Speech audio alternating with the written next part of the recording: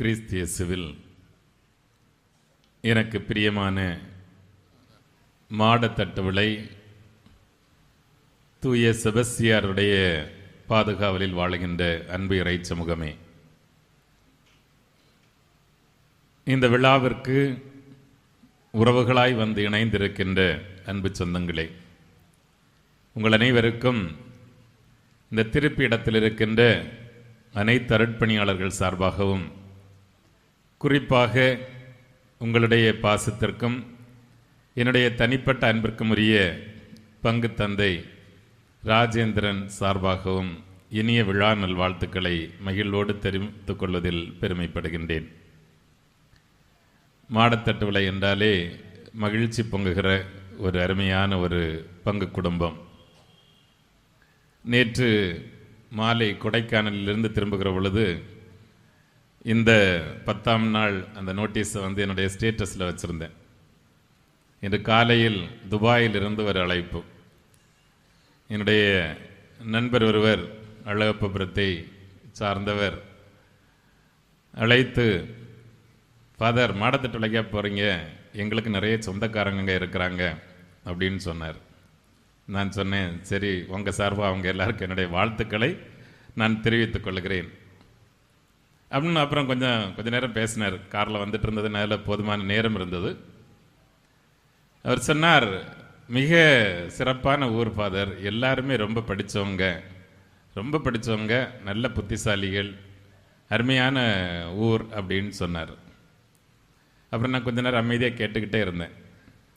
அப்புறம் சொல்லி முடித்த உடனே, இனிமேல் நீங்கள் ஏதாவது சொல்லுங்கள் ஃபாதர் அப்படின்னார். நான் சொன்னேன், உனக்கு மாடத்தட்டு விளை எப்போ தெரியும்னு தெரியாது, ஆனால் நான் 25 வருஷத்துக்கு முன்னாடி எங்கள் பிரசங்கம் வச்சிட்ருக்கிறேன், அதனால் எனக்கு மாடத்தட்டு விளைய நல்லாவே தெரியும் அப்படின்னு சொன்னேன். இருந்தாலும் அவருடைய இப்படி உலகம் முழுவதும் இருக்கின்ற இந்த சொந்தங்களின் சார்பாகவும் என்னுடைய வாழ்த்துக்களை மீண்டும் மறுமுறை உங்களுக்கு தெரிவித்துக் கொள்கிறேன். ஏன்னா அவங்க இந்த லைவில் நிறைய பேர் பார்த்துட்ருப்பாங்க. இன்றைக்கு தங்களுடைய அயராத உழைப்பாலும் அர்ப்பணத்தாலும் தங்களுடைய குடும்பங்களை முன்னேற்ற பாதைக்கு அழைத்து செல்வதற்காக தங்களையே எரியும் மெழுகுத்திரிகளாக அர்ப்பணித்துக் கொள்ளுகின்ற வெளிநாட்டில் உழைக்கின்ற நம்முடைய சொந்தங்கள் தங்களுடைய நாளையும் சிறப்பிக்கிறார்கள். எனவே அவர்களுக்கும் வாழ்த்துக்களை நான் மகிழ்வோடு தெரிவித்துக் கொள்கிறேன். இன்றைய நம்முடைய சிந்தனைக்காக கொடுக்கப்பட்டிருக்கின்ற தலைப்பு, உயிரை இழந்தாலும் தன்னுடைய நம்பிக்கையை விசுவாசத்தை இழக்காத நம் புனிதர், நம் செல்ல செபஸ்தியார். இது ஒரு அற்புதமான ஒரு தலைப்பு.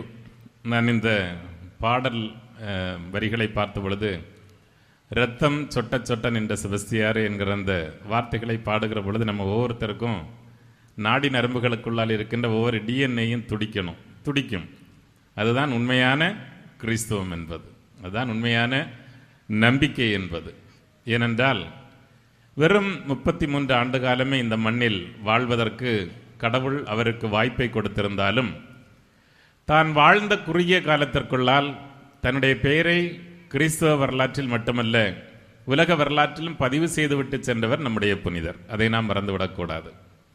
எனவே அதற்கு அடிப்படையான அடித்தளமாக இருந்ததெல்லாம் அவருடைய ஆழமான நம்பிக்கை. இன்றைய முதல் வாசகத்தில் நாம் வாசிக்க கேட்ட வாசகத்தை நம்முடைய குழந்தைகள், நம்முடைய இளையோர் திரும்ப திரும்ப வாசிக்க வேண்டும். கொஞ்சம் நிறைய நேரம் செல்ஃபோனில் செலவழிக்கிறதெல்லாம் நல்லது தான். அதில் ஒரு 10 நிமிஷம் இடைவெளி கிடைக்கும் போது, என்ன பொதுவாக டிவி ப்ரோக்ராம் பார்த்துட்டு இருக்கும்போது அட்வர்டைஸ்மெண்ட் போடுவோம்ல, அது மாதிரி நீங்கள் செல்ஃபோனை தேய்ச்சிக்கிட்டு இருக்கும்போதும் இடையில ஒரு இடைவெளி விட்டீங்கன்னா நல்லா இருக்கும். வரும்போது இவற்றை நீங்கள் வாசித்து பார்க்கலாம். அதாவது அந்த மக்கபேயருடைய ஆகவும் மிக தெளிவாக சொல்லுகிறது, அந்த ஒரு குடும்பத்திலிருந்து அந்த குழந்தைகள் ஒவ்வொருவனாக அழைத்து வரப்படுகிறார்கள். அதுவும் மாபெரும் பேரரசுடைய மன்னனுடைய முன்னால் நின்று கொண்டிருக்கிறார்கள். அவன் அவர்களை கட்டாயப்படுத்துகிறான். அவர்கள் விசுவாசத்திற்கு புறம்பாக செயல்படுவதற்கான ஒரு கட்டாய செயலை செய்ய சொல்லுகிற பொழுது ஒவ்வொருவரும், சிறிய குழந்தை வரை, அவன் பேரரசனாக இருக்கலாம் அல்லது பெரும் வலிமை படைத்தவனாக இருக்கலாம், ஆனால் எங்களுடைய கடவுளுக்கு முன்னால் கால் தூசுதான் என்பதை தெள்ள தெளிவாக சொல்லி அவனை மறுதளித்து கடவுளுக்கு நேர்மையுள்ளவர்களாக சாட்சியாக, ஆனால் அதற்கு பரிசு என்ன? அவர்களுடைய தலை விலை போகிறது. ஆனால் தலையை கொடுத்தாலும் பரவாயில்லை, நாங்கள் கடவுளுக்குத்தான் கீழ்ப்படிவோம் என்பதை தெள்ள தெளிவாக உணர்த்திய அந்த சமூகத்தை தான் இன்றைய முதல் வாசகத்திலே நாம் வாசிக்க கேட்டோம். இந்த இரண்டாவது வாசகம் தான் எனக்கு அடிக்கடி பயம் கொடுக்குற ஒரு விஷயம். உங்களுக்கு பயம் இருக்கான்னு தெரியாது, ஆனால் நான் பயப்படுவேன். ஏன்னா ஆண்டவர் சொல்கிறாரு, எனக்கு எப்போவுமே அவரை ஒரு அன்பான கடவுளாக பார்த்து தான் பழக்கம். அவருடைய இதயத்திலிருந்து பொங்கி வழிகின்ற தூய இதயத்தின் அன்பை அனுபவித்து வளர்கின்ற அவருடைய பிள்ளைகளாகிய நாம் அவர் இப்படியெல்லாம் கொடூரமாக பேசுவார்னு நினச்சி பார்க்கவே இல்லை. அவர் தெளிவாக சொல்கிறார், மண்ணுலகில் பிறர் முன்னிலையில் தன்னுடைய நம்பிக்கையின் பொருட்டு என்னை ஏற்றுக்கொள்பவன் எவனோ அவனை நானும் விண்ணுலகில் என்னுடைய தந்தையின் முன்னிலையில் ஏற்றுக்கொள்வேன். மண்ணுலகில் பிறர் முன்னிலையில் தங்களுடைய வார்த்தையால், வாழ்க்கையால், செயல்பாடுகளால், எண்ணங்களால் யார் என்னை மறுதலிக்கிறாரோ என்னுடைய வானகத் தந்தையின் முன்னால் நானும் அவர்களை மறுதலிப்பேன் என்பதை இந்த தூய இதயத்தை கொண்ட ஆண்டவர் சொல்லுகிறார். அதனால நம்ம என்ன நினைக்கிறோம்னா, வாழ்நாள் பூரா நல்லா விளையாடலாம், பிறகு கடைசியில் பாவசங்கத்தனம் இதாக பண்ணிட்டு ஒரு இறந்த பிறகு 2 நினைவு பூசை வச்சா மோட்சத்துக்கு போகலான்னு. அதுக்கெல்லாம் வாய்ப்பே தயவு செய்து கிடையாது. யாரை சொன்னாலும் நம்பாதீங்க. நினைவு திருப்பலி என்பது நம்முடைய விசுவாசத்தினுடைய அடிப்படை ஆழமானது, அதெல்லாம் மாற்று கருத்து இல்லை. அது நம்ம சின்ன சின்ன பாவங்கள், கொஞ்சம் கொச்சு பாவம் இல்லை, அது மாதிரி ஏதாவது செய்துட்டு செத்து போனால் தான் அது பலிக்கும். வாழுகிற பொழுது கடவுளுக்கு சான்றாக வாழாமல் இருப்பது என்பது மிகப்பெரிய பாவம். அதைத்தான் இயேசு சொல்லுகிறார். இல்லாமல் அவர் மன்னிப்பதில் வள்ளலாகிய நம்முடைய கடவுள், அவருக்கு அந்த இணையே கிடையாது. அவர் சொல்றார்ல, சமாரியன் ஊமை அதைத்தான் தெளிவாக சொல்லுகிறது. யார் உனக்கு அயலான்? எந்த எல்லைகளும் இல்லாத ஒரு மனிதன். அந்த எல்லைகள் இல்லாத மனிதனாக நான் இருக்கிறேனா? என்னுடைய சாதி, மதம், இனம், மொழி, பண்பாடு இப்படியெல்லாம் இந்த எல்லைகளை எல்லாம் கடந்து நான் கிறிஸ்தவன், கடவுளுடைய பிள்ளை என்பதை உணர்ந்து வாழுகிற ஒரு மனிதனாக நான் இருக்கிறேனா என்பதைத்தான் கேட்டு பார்க்கணும். அதைத்தான் ஆண்டவர் தெள்ள தெளிவாக சொல்லிவிடுகிறார். அது அவங்களுக்கு புரிகிற லாங்குவேஜிலே சொல்றாரு. அதாவது உன் தலைமையிலெல்லாம் எண்ணப்பட்டுள்ளன, அந்த சிட்டுக்குருவியை கூட அதுக்கான நேரத்தையும் டெட்லைன் நான் தான் போட்டு வச்சிருக்கிறேன். அதனால எனக்கு தெரியாம எதுவும் நடக்க போறதில்லை. நம்ம பல நேரம் நினைச்சுக்கிறோம்னா, தப்பு செய்யும் போதெல்லாம் ஐயோ மறைச்சிட்டோம், ஜாலி தான் அப்படின்னு சொல்லிட்டு, இந்த யாருக்கு தெரிய போகுது அப்படின்னு நம்ம நினைக்கிறோம். யாருக்கும் தெரியாம இருக்கலாம், ஆனா யாருக்கு தெரியும்? யாருக்கு தெரியும்? எல்லா இடமும் நீக்கமர நிறைந்திருக்கிற நம்முடைய கடவுளுக்கு தெரியும். இங்கதான் நம்ம கோட்டை விடுறது பல நேரங்களில், தப்பிச்சிட்டோம் அப்படின்னு நினைக்கிறோம். எனவே அவர் சொல்லுகிறார், ஆணித்தரமாக நம்ம ஆண்டவர் சொல்லுகிறார், யாரெல்லாம் மண்ணுலகில் வாழுகிற பொழுது நான் கொடுத்த வாய்ப்பை சரியாக பயன்படுத்தி எனக்கு சான்று பகர்கிற வாழ்க்கையை தவற விடுகிறீர்களோ அவர்கள் எல்லாரும் நானும் மறுதலிக்க வேண்டியது வரும். அதுதான் நான் இங்கிலாந்தில் ஆக்ஸ்போர்ட் யூனிவர்சிட்டியில் என்னுடைய சட்டப்படிப்பை மேற்கொண்டிருந்த பொழுது நான் திருப்பலிக்கு செல்லுகின்ற ஆலயத்திலே ஒரு கிளப், ஒரு எல்டேஸ் கிளப் ஒன்று இருக்குது, அதுக்கு கூப்பிட்டாங்க. அப்போ நான் சொன்னேன், உங்கள்கிட்ட நான் என்ன பேசுறதுக்கு அப்படின்னு சொல்லி. So but they invited. போய் நீங்கள் இந்தியாவை பற்றி பேசுங்க, இந்தியாவில் இருக்கிற குடும்பங்களை பற்றி பேசுங்கள் என்று கேட்டார்கள். Especially the family system. ஏன்னா உங்களுக்கு தெரியும், வெளிநாடுகளில் இந்த குடும்பங்கள் எல்லாம் உடைந்து சுக்கு நூறாகி போய் கொண்டிருக்கிறது. திருமணமாகி 3 மாதம் 6 மாதம் தாக்கு பிடிக்கிறதெல்லாம் கஷ்டம், இல்லைன்னா திருமணமே இருக்காது. இப்படியெல்லாம் இருக்கிற பொழுது அவர்களுக்கு நம்முடைய இந்திய நாடு என்று சொன்னாலே இதனுடைய குடும்பங்கள் தான் அவர்களுக்கு மிக மிக மிக ஒரு அருமையான ஆச்சரியத்தை விளைவிக்கிற. எப்படா ஒருத்தர் கல்யாணம் பண்ணிட்டு கடைசி வேற ஒரே மனைவியோட வாழ முடியுதுங்கிறதெல்லாம் ஒரு பெரிய ஆச்சரியக்குறையாக அவர்களுக்கு இருக்கிறது. எனவே you speak about the family system அப்படின்னு கேட்டாங்க என்கிட்ட. நான் சொன்னேன், எங்களுடைய குடும்பங்கள் ஒருவேளை ஏழ்மையில் இருக்கலாம், ஆனால் உறவு செல்வம் நிரம்ப இருக்கிறது. அவங்க எல்லாம் கொஞ்சம் ஒரு குறிப்பிட்ட வயசான எங்கே போயிடுவாங்கன்னு சொன்னால் ஓல்டேஜ் ஹோமுக்கு அனுப்பிடுவாங்க. அங்கே போய் அவங்க பாவமாக இருக்கும், ரொம்ப கஷ்டமாக இருக்கும். பார்த்தா தனியாக தன்னுடைய பிள்ளை உட்காந்து பார்க்க மாட்டாங்களாம், வருஷத்துக்கு ஒரு தடவை வந்து பார்க்குறவங்க எல்லாம் இருக்கிறாங்க. ஸோ அவங்க அப்படி உணர்கிற பொழுது இங்கே நான் சொன்னேன், ஒருவேளை எங்களுடைய குடும்பங்களில் வறுமை இருக்கலாம், ஆனாலும் எங்களுடைய வயதான பெற்றோரை நாங்கள் ஒருபொழுதும் முதியோர் இல்லங்களுக்கு அனுப்பி வைப்பது கிடையாது. எங்களுடைய குடும்பங்களில் ஒருவேளை போதுமான உணவு இல்லாமல் இருக்கலாம், ஆனால் பெற்றோர் தங்களுடைய வயிற்றை இறுக மடித்து வைத்துக் கொண்டு தங்களுடைய குழந்தைகளுடைய வயிறார உணவளிக்கிற குடும்பங்கள் தான் எங்களுடைய குடும்பங்கள். எனவேதான் அவை தியாகத்தில் கட்டப்பட்ட குடும்பங்களாக இருப்பதால் அவை இணைந்து மிளிர்கின்றன அப்படின்னு சொன்னேன். சொன்னதில் நிறைய போய் தான் அப்படியா செய்கிறோம் நம்ம. இருந்தாலும் சரி, அவன்கிட்ட வெள்ளக்காரன்ட்ட விட்டு கொடுக்க முடியாதுல்ல. ஸோ காங்கிரீட்டாக அழகாக எக்ஸ்பிளைன் பண்ணி முடித்தேன். எலும்பின்னு பிராவோ பிராவோ அப்படின்னு கை தட்டினாங்க. எங்கே போனாலும் இந்தியாவை விட்டு கொடுக்கறது எனக்கு பிடிக்கவே பிடிக்காது, அதே நம்ம மக்களை. ஸோ அந்த மனிதர்களிடத்தில் நான் கேட்டேன், இங்கே வயசான எல்லாம் எப்படி இருக்குங்க, இது உங்களுடைய பணி என்ன, இந்த கிளப்பினுடைய வாட்ஸ் த கோல், என்ன எய்முக்காக நீங்கள் செய்றீங்க அப்படின்னு சொல்லிட்டு. I was really shocked. ரொம்ப சந்தோஷமாக இருந்துச்சு. அவர்கள் எனக்கு பாடம் நடத்தினார்கள். அவங்க எல்லாரும் முதியவர்கள், எல்லாம் 80 அதுக்கு மேலே தான். அங்கே 80 வயசுங்கிறது அவங்களுக்கு டீனேஜ் மாதிரி தான் வெளிநாட்டில் எல்லாம்.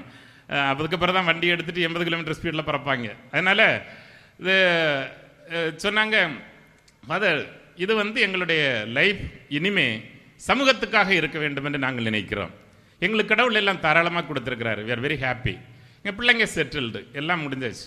இனிமே இருக்கிற நாட்களில் நாங்கள் ஏதாவது வந்ததை வரவு வைப்பதாக, என்னுடைய வாழ்க்கையினுடைய வரவை வரவாக மாற்றுவதற்காக நாங்கள் ஏதாவது இணைந்து செயல்பட விரும்புகிறோம் என்று சொன்னார்கள். அப்படி என்னதான் செய்வீங்க அப்படின்னு கேட்டேன். அப்போ ஒரு ஆள் அதில் அவர் ஒரு எக்ஸமினரியன், அவர் சொன்னார், குருமடத்துக்கு போயிட்டு வந்தார். அவர் அழகாக சொன்னார், உங்களுக்கு தான் தெரியுமே பார், மேத்யூ 25 says அப்படின்னு சொல்லிட்டு மத்தேயு 25ஆம் அதிகாரத்தில் அவர் சொல்றார் இல்லையா, இயேசு யாரை தந்தையின் ஆசி பெற்றவர்கள் என்று அழைக்கிறார் அப்படின்னு சொல்லும்போது அதுக்கு ஒரு பட்டியல் கொடுக்கிறார். நான் பசியாக இருந்தேன், நீங்கள் எனக்கு உண்ண கொடுத்தீர்கள். நான் தாகமாக இருந்தேன், நீங்கள் எனக்கு குடிக்க கொடுத்தீர்கள். நான் ஆடையின்றி இருந்தேன், நீங்கள் என்னை உடுத்தினீர்கள். நான் அந்நியனாக இருந்தேன், நீங்கள் என்னை உங்களுடைய வீட்டில் வரவேற்றுக் கொண்டீர்கள். நான் நோயிற்றிருந்தேன், என்னை காண வந்தீர்கள். நீதிக்காக போராடி சிறையில் இருந்தேன், என்னை பார்க்க வந்து உடனிருந்தீர்கள். எனவே என் தந்தையின் ஆசி பெற்றவர்களே, வாருங்கள், உங்களுக்காக ஏற்பாடு செய்து வைத்திருக்கின்ற விண்ணரசை பெற்றுக்கொள்ளுங்கள் அப்படின்னு ஆண்டவர் சொல்லுவார். இதுதான் விண்ணகத்திற்கு போவதற்காக நமக்கு சொல்லிக் கொடுக்கப்பட்டிருக்கின்ற அற்புதமான வழிகள். இதைத்தான் ஃபுல்ஃபில் பண்ணணும், வேற எதையும் அவர் சொல்லல. நம்ம இங்க திருப்பலி கொண்டாட்டத்திற்கு வருகிறோம், நாம் பல்வேறு திருவருட்சாதனங்களில் பங்கேற்கிறோம், பல நேரங்களில் திருப்பயணங்கள் போகிறோம், எல்லாம் நம்ம செய்கிறோம். இவை எல்லாம் ஆண்டவருடைய பட்டியல் இடம்பெறவில்லை. ஆனால் இவை எல்லாம் நம்மை யாராக மாற்றி இருக்க வேண்டும்? முதலில் ஒரு நல்ல கிறிஸ்தவனாக மாற்ற வேண்டும்.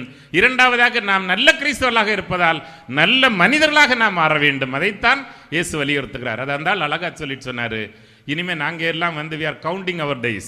விண்ணகத்திற்கு போவதற்காக எங்களுடைய வாழ்நாளை எண்ணிக்கொண்டிருக்கிறோம்.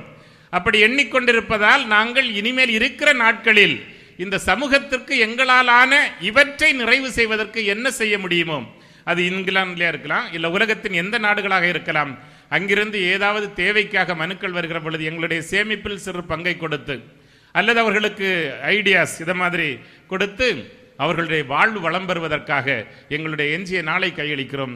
அதனால கடவுள் எங்களை ரொம்ப நல்லா வச்சிருக்காரு அப்படின்னு ரொம்ப சந்தோஷமா சொன்னார். This maths us happy, this makes our life meaningful and this gives an entry ticket to heaven அப்படின்னு சொன்னார். ரொம்ப so beautiful. நம் சிந்திச்சு பாருங்க, நம்ம வயசான பருவத்தில் என்ன பண்ணிட்டு இருக்கோம், வீட்டில் உட்காந்து. நம்ம அழகா சொல்றான், இது என்னுடைய வாழ்விற்கு மகிழ்ச்சியை கொடுக்கிறது, இதனுடைய வாழ்விற்கு அர்த்தத்தை கொடுக்கிறது, இது எனக்கு வானகத்திற்கு போவதற்கு டிக்கெட்டை கொடுக்கிறது. இதுதான் இயேசு சொன்ன அயலானை பற்றிய எண்ணங்களால் நம்முடைய வாழ்வை புதுப்பித்துக் கொள்வது. இந்த பட்டியலில் தான் நம்ம பார்க்கிறோம், நம்முடைய புனிதர் தன்னுடைய வாழ்க்கையில் நீண்ட நாட்கள் வாழ்ந்து இதை போல சமூக சேவை செய்யறதுக்கான வாய்ப்பை கடவுள் கொடுக்கவில்லை. ஆனால் இரத்தம் சிந்தி உயிரை துறந்து தனக்கு சாட்சியாக மாறுவதற்கான ஒரு அற்புதமான வாய்ப்பை கடவுள் கொடுத்து, ஏறக்குறைய 1700 ஆண்டுகளை கடந்த பிறகு மாடத்தட்டு விளை என்கிற ஒரு பங்கு சமூகத்தில் இருக்கின்ற கடைக்கோடியில் இருக்கின்ற ஒரு குடும்பத்திலும் எங்களுடைய செபஸ்தியாரே எனக்கு துணையாக வாரும் என்று மன்றாடுகின்ற ஒரு பாக்கியத்தை அவருக்கு கடவுள் கொடுத்தார். அதற்கு காரணம், இன்னைக்கெல்லாம் ஒரு செல்போன் கேட்டது வாங்கி கிடைக்கலன்னு நான் தற்கொலை பண்ணுகிறேன், கேட்ட பைக்கு வாங்கி தரல நான் தற்கொலை செய்கிறேன், அல்லது வீட்டை விட்டு ஓடி போகிறேன். இப்படிப்பட்ட தலைமுறைகளுக்கு மத்தியில் அவருடைய விசுவாசம் என்பது தான் எதை செய்தாலும் இறைவனுக்கு பெருமை சேர்க்கக்கூடியதாக இருக்க வேண்டும் என்பது மட்டும்தான் அவருடைய இதய முழுவதும் நிரப்பி இருந்த எண்ணமாக இருந்தது, எதை செய்தாலும்.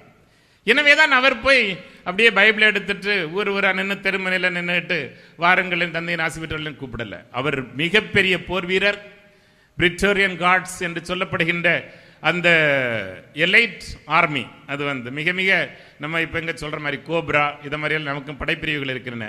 அதே மாதிரி மிக உயர்ந்த படைப்பிரிவு, பொதுவாக அரசர்களுடைய பாதுகாவலுக்காக அல்லது பெரிய பிரபுக்களுடைய பாதுகாவலுக்காக தங்களுடைய உயிரை கொடுத்து பாதுகாக்கிற பொறுப்பு அவர்களுக்கு இருந்தது. எனவேதான் அதை ஏற்றுக்கொண்ட புனித செபஸ்தியார் இறைவனுக்காக தன்னுடைய உயிரை கொடுப்பதற்கு அவருக்கான துணிச்சல் எங்கிருந்து வந்தது என்றால், ஏற்கனவே அவர் அந்த நம்பிக்கையில் மிக ஆழமாக விதை அவருக்கு ஊன்றப்பட்டிருந்தது.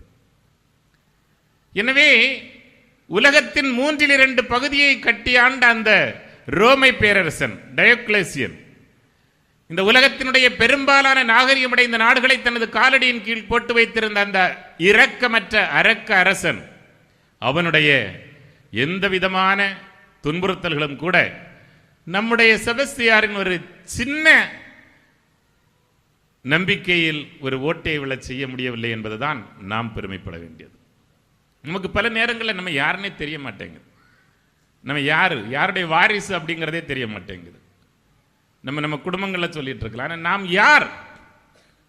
இன்றைக்கு முதல் வாசகத்தில் வாசிக்க கேட்டோமே, அந்த பையன், சின்ன பையன், அவன் சொல்றான், பேரரசனை பார்த்தவனுக்கு முன்னால் துணிச்சலோடு நின்று சொல்கிறான், பேயனே. was addressing the emperor.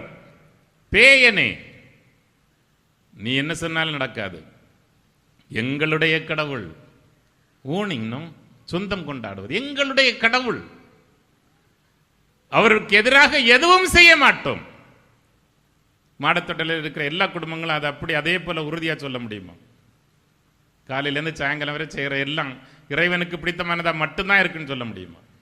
சொல்லக்கூடியதுதான் நாம் புனித செபஸ்தியாரை நம்முடைய பாதுகாவலராக கொண்டிருக்கிறோம் என்பதனுடைய அடையாளம்.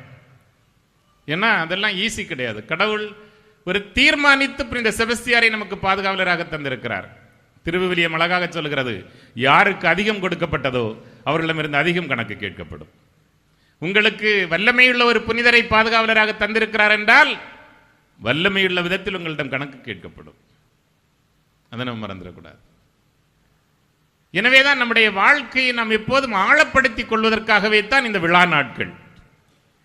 இதற்கு பேரே என்னன்னா நவ நாட்கள் அப்படின்னு அதை சொல்லுவாங்க. இந்த 9 நாட்களும் நம்முடைய வாழ்க்கையை எந்த அளவிற்கு இறைவனுக்கு நாம் அந்நியமாக போனோம், எந்த அளவுக்கு நம்முடைய வார்த்தைகள் வலுவிழந்து போனவையாக, அன்பை வெளிப்படுத்த மறந்து போனவையாக, இரக்கத்தை சுட்டிக்காட்டுவதற்கு மறந்து போனவையாக மாறிப்போயின என்பதை உணர்ந்து நம்மை புதுப்பித்து அடுத்த ஆண்டு முழுவதும் கடவுளுடைய கரம் பிடித்து வழிநடப்பதற்கான ஆற்றலை தருவதற்கான நாட்களாக இது இருக்கு.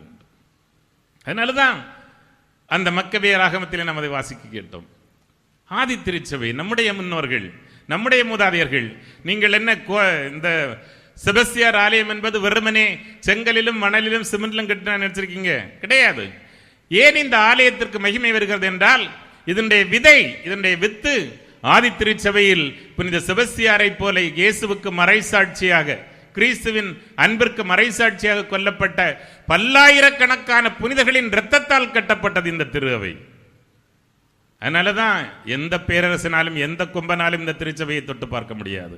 ஒருவேளை நம்ம ஒரு சிலரை கொல்லலாம், பழி வாங்கலாம், ஆனால் திரு அவை ஒருபொழுதும் தோற்று போவதில்லை. மகாத்மா காந்தி அழகாக சொன்னார், உயிருள்ள நம்பிக்கையோடு அன்பு செய்கிற ஒரே ஒரு கிறிஸ்தவன் இருப்பது வரையிலும் கிறிஸ்தவத்தை இந்த மண்ணிலிருந்து யாராலும் அழிக்க முடியாது. எனக்கு ஒரு நம்பிக்கை, அப்படி நிறைய பேர் மாடத்தொட்டிலையாவது இருப்பீங்க கடைசியில். உயிருள்ள விதத்தில் நேசிக்கக்கூடியவர்களாக. எனவே அவர்கள் படுகொலைகளுக்கு, விலங்குகளுக்கு இரையாக போடப்படுவதற்கு, தீச்சட்டியிலே போட்டு பொறிக்கப்படுவதற்கு, மொட்டையடித்து அவமானப்படுத்தப்படுவதற்கு இழுத்துச் செல்லப்பட்ட பொழுதெல்லாம் சுற்றி நின்ற கிறிஸ்தவ சமூக மகிழ்ச்சியால் ஆர்ப்பரித்தது. எனவேதான் 300 ஆண்டுகள் மிக கொடிய வாதையை தாங்கிய பிறகு கூட கிறிஸ்தவத்தை தொட்டு பார்க்க முடியவில்லை இந்த பேரரசர்களால்.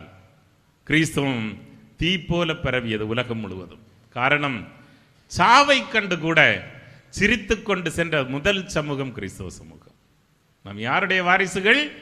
சாவை பார்த்த பொழுது கூட அல்லேலூயா, நான் இறைவனிடம் போகிறேன் என்று மகிழ்வோடு சென்ற ஒரு சமூகம் அது. நம்ம சின்ன பிரச்சனைக்கு எல்லாம் குடும்பத்தை உடைச்சிட்டு கோர்ட் வாசல்ல போய் நிற்கிறோம். ஒன்றும் இல்லாத விஷயத்துக்கெல்லாம் வீட்டில் சண்டையை பிடிச்சிட்டு குடும்ப வன்முறை கேஸில் புக்காகி உள்ள போறோம். இதுதான் நம்பிக்கை. நீ என்ன வேண்டுமானாலும் செய்து கொள், எங்களை அசைக்க முடியாது. அன்றைக்கு மட்டுமா? வரலாறு முழுவதும் இருக்கிறார்கள் புனித செபஸ்தியார்கள். புனித நம்முடைய சமீபத்தில் இறந்து போன தந்தை ஸ்டான்சாமி ஒரு கொடூரமான ஒரு அரச பயங்கரவாத கொலையை நிகழ்த்தியது. சிறையில் அடைக்கப்பட்டிருந்தவர் கடைசி கட்டத்தில் கை நடுங்குகிற பார்க்கின்சன் நோயினால் அவர் கேட்டார், எனக்கு உறிஞ்சு குடிப்பதற்கு ஒரு உறிஞ்சு குழாய், ஒரு ஸ்ட்ரா கொடுங்கள் என்று நீதிமன்றத்திலே கேட்டார். அரசு மறுத்தது. அவர் அதை வைத்து நாட்டுக்கு எதிரான சதி வேலைகளை செய்ய முடியும். 56,000 கோடிக்கு ரஃபேல் விமானம் இருக்கிற ஒரு நாடு ஒரு குருவானவரை பார்த்து பயந்தது. அவர் இறந்து போனார். ஆனால் மக்களின் மனதில் இருந்து மறைந்து போகவில்லை. இன்றைக்கும் ஸ்டான்சாமி உலகம் முழுவதும் வாழ்ந்து கொண்டிருக்கிறார், புனித செபஸ்தியாரை போல. எனவே அவர்களால் உண்மையான கிறிஸ்தவர்களை ஒருவதும் ஒன்று செய்ய முடியாது. போன வாரம் முழுது என்னால் தூங்கவே முடியல. ரொம்ப ரொம்ப கஷ்டப்பட்டேன் இந்த 3 நாட்களாக.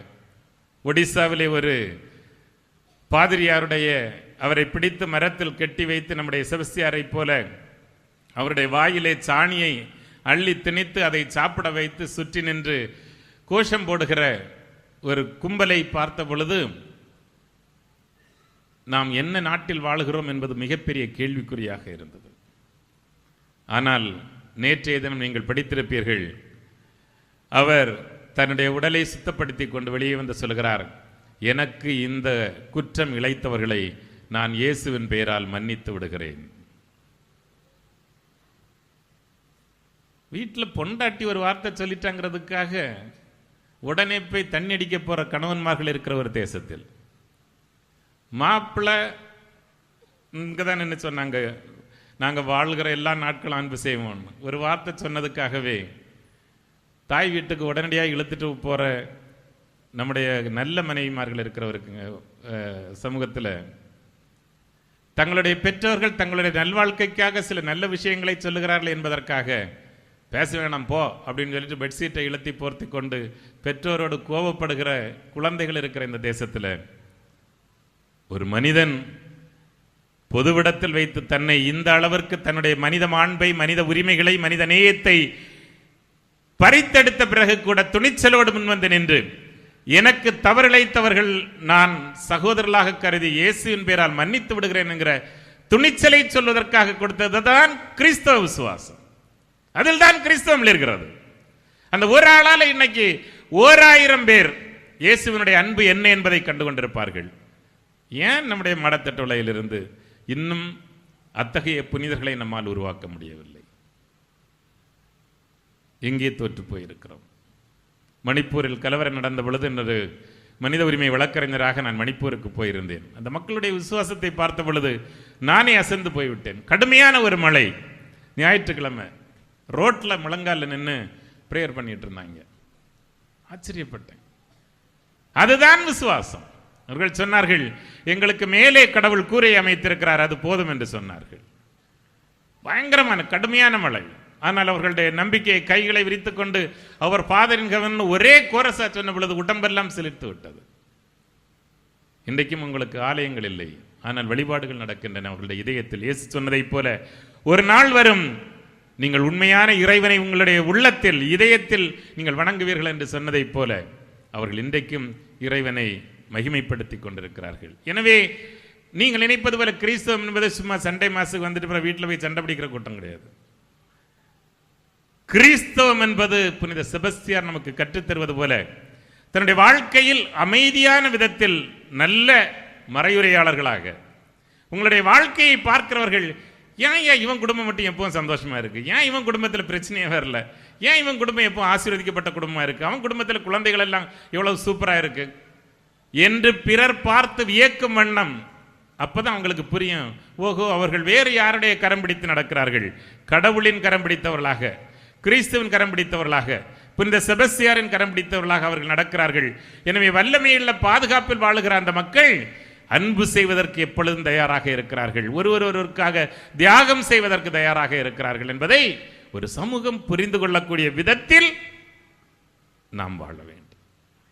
அதுதான் இயேசு சொன்னது, மண்ணுலகில் பிறர் முன்னிலையில் நீங்கள் என்னை ஏற்றுக்கொண்டால், என்னை மகிமைப்படுத்தினால் விண்ணகத் தந்தையின் முன்னிலையில் நானும் உங்களை மகிமைப்படுத்துவேன், உங்களை ஏற்றுக்கொள்வேன். வாருங்கள் என் தந்தையின் ஆசி பெற்றவர்களே என்று அன்பொழுக அழைப்பேன் என்பதை ஆண்டவர் நமக்கு சொல்லித் தருகிறார். எனவே இந்த விழா நாட்கள் நாம் இறுதி நாளிலே இருக்கிறோம். இந்த நாளில் நம் ஆண்டவரிடத்தில் கேட்க வேண்டியதெல்லாம், ஆண்டவரே, எனக்காக வாழ்வதை விட என்னுடைய தியாகத்தால் என்னுடைய குடும்பம், என்னுடைய அன்பியம், என்னுடைய பங்கு சமூகம், என்னுடைய ஊர், இந்த நாடு இவை வளம் பெறுவதற்கு நான் உமக்கு சான்றாக வாழக்கூடிய ஆற்றலை எனக்கு தாரும். எத்தனை துன்பங்கள் வந்த பொழுதும், எத்தனை முறை வீழ்கிற பொழுதும், ஒரு முறை தான் அம்பெய்து விட்டாங்க, ஓடி போயிருக்கலாம். ஆனால் மீண்டும் போய் அந்த பேரரசத்திலே அவர் அழகாக சொன்னார், எங்களுடைய சகோதர சகோதரிகள் மீது கை வைக்காதே என்ற எச்சரிக்கையை அரசனுக்கு கொடுத்த பொழுதுதான் அவர் வெட்டி கொல்லப்படுகிறார். எனவே துன்பங்கள் நம்முடைய வாழ்க்கையில் வரலாம். ஆனால் துன்பங்களினால் சோர்ந்து விடுவதை விட கடவுளின் கரம் பிடித்து நடக்கிற நல்ல பிள்ளைகளாக, எனக்கு பாதுகாப்பும் கோட்டை மரணமாக இறைவன் இருக்கிறார் என்கிற நம்பிக்கையோடு வாழ்கிறவர்களாக, ஏன்னா நம்ம அதுதான் பார்க்கிறோம். எந்த பயமும் இல்லை, பயப்படுவதற்கான வாய்ப்பு இல்லை. ஏனென்றால் அவர் கடவுளுடைய பாதுகாப்பில் இருக்கிறார். அந்த நம்பிக்கை மாடத்தட்டு விலையில் இருக்கிற ஒவ்வொரு பங்கு குடும்பங்களிலும் உருவாக வேண்டும். நம்முடைய விசுவாசத்திற்கு சோதனை வருகிற பொழுது, நம்முடைய விசுவாசத்தை விட்டு ஒரு லெத்தார்ஜிக் ஃபெய்த் அப்படின்னு சொன்னா, சரி போவோம், பூச பத்தாச்சு, வருஷத்துக்கு அதோட வேளாங்கண்ணி போவோம், மிஞ்சி போன ஒரு மொட்டை அடிச்சுக்கலாம், அதோட கடவுள் மேலே கூப்பிட்டுருவார், இப்படியெல்லாம் நம்ம நினைச்சோம்னு சொன்னா அது வல்ல விசுவாசம். மாறாக உங்களுடைய குடும்பங்களில் நீங்கள் பரிமாறுகிற ஒவ்வொரு வார்த்தைகள், உங்கள் குழந்தைகளுக்காக நீங்கள் முன்னெடுக்கிற ஒவ்வொரு முன்னெடுப்புகள், அவர்களுக்கு கொடுக்கிற உற்சாகம் முட்டுகிற வார்த்தைகள், உங்களுடைய பக்கத்தில் இருக்கிற உங்களுடைய உறவுகள் கஷ்டப்படுகிற பொழுது உங்களுடைய தாங்கும் கரங்கள், உங்களுடைய பங்கு சமூகம் இணைந்து எழுகிற பொழுது நானும் ஒருவனாக இருந்ததை வலிமைப்படுத்துவேன் என்று துணிச்சலோடு முன்வருகிற அந்த ஆக்கப்பூர்வமான ஒரு முன்னோட்டம், நம்முடைய குழந்தைகள் வழிதவறி போகிற பொழுது துணிச்சலோடு நின்று அப்படி செய்யாதே, அது கடவுளுக்கு பிடிக்காது என்று சொல்லிக் கொடுக்கிற ஒரு தைரியம், இவையெல்லாம் இணைந்த மக்களாக நாம் உருமாறி நம்முடைய விசுவாசத்தால் இந்த நாடு, இந்த உலகம், இந்த மானுடம் வளம் பெறுவதற்கு நம்மையே இறைவன் தன்னுடைய கருவிகளாக பயன்படுத்த வேண்டும் என்ற வேண்டுதலோடு இந்த தெய்வீக திருப்பலியை தொடர்வோம். இறைவன் உங்களையும் உங்கள் குடும்பங்களையும் நிறைவாக ஆசீர்வதிப்பாராக. ஆமென்.